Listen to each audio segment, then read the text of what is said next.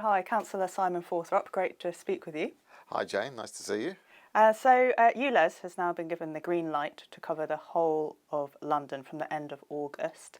As we know, the High Court rejected legal action against the ULEZ expansion, including a challenge from your borough, Bromley. Correct. What was your reaction to that?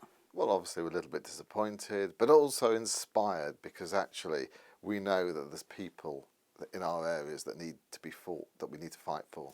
So we need to stand up for those people that can't afford to replace a car. You know, I'll give you an example. The scrappage scheme, 110 million, only 30 million of it being awarded.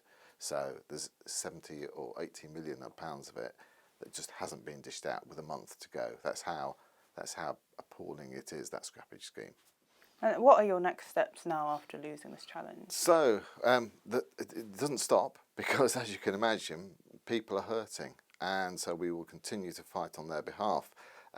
We've looked at and have considered an appeal. I don't think that's going to go ahead because the costs and the chance of winning is quite remote. However, we're putting pressure now on government ministers. We're looking at that, and of course the protests will continue. There's one this Saturday in Trafalgar Square, and there's one the following Saturday, and so on and so forth. So those protests are going to continue right up to the deadline, and I hope to be able to support some of those as well.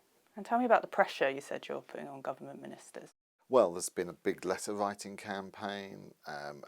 Council leaders have written to them. Lots of people are writing to particularly Mark Harper, the Secretary of State for Transport, to say, look, come on, have a think again about this. And are you optimistic or make any I'm change? always optimistic, Jane.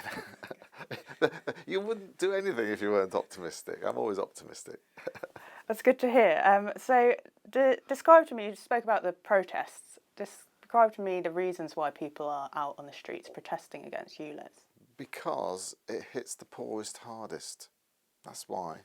It is your social workers, but people who can't afford to buy a car. Just the other week, I had someone come to me, a social worker, saying, Simon, I need to do my job, but it's going to cost me £12.50 a day. I can't afford to get a new car. I don't qualify for the scrappage scheme. I'm either going to have to go on to benefits and give up my job, or I'm going to have to do something else, or go and try and work outside London. As you know from the website, ULEZ aims to reduce air pollution. But what would you say to people who are concerned about the air pollution levels in London? If you come to outer London, which is what this expansion is about, you'll find that on the whole, the air pollution levels are very, very good. I say, and there's an independent report on this by a company called Jacobs, and I've sent out an extract from that showing a before and after and saying to people, spot the difference, and really you can't, because that's how minimal it is. It's like spending £1 million to save £1. That's the difference that it makes. So, and with the trends in air pollution going down anyhow, it's not necessary, and that's why people are so up in arms. They know it's nothing to do with air pollution. They know it's all about raising money. So Keir Starmer blamed ULEZ for losing the by-election and for Labour losing the by-election in Uxbridge and South Ruislip. Is ULEZ an issue that's split between party lines? Have you noticed? No.